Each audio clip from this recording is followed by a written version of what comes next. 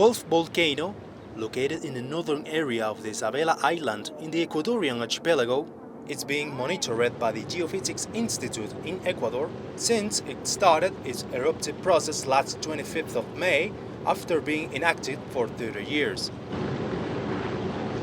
Published June the 1st by the Galapagos National Park on its social networks, shows how lava from the crater reaches the ocean. Previously, the park said that the area close to the ocean is not inhabited by humans. The only population is animal, composed by the only pink iguanas in the world.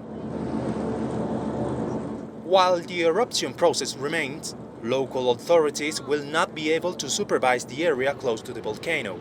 They can only overfly the area.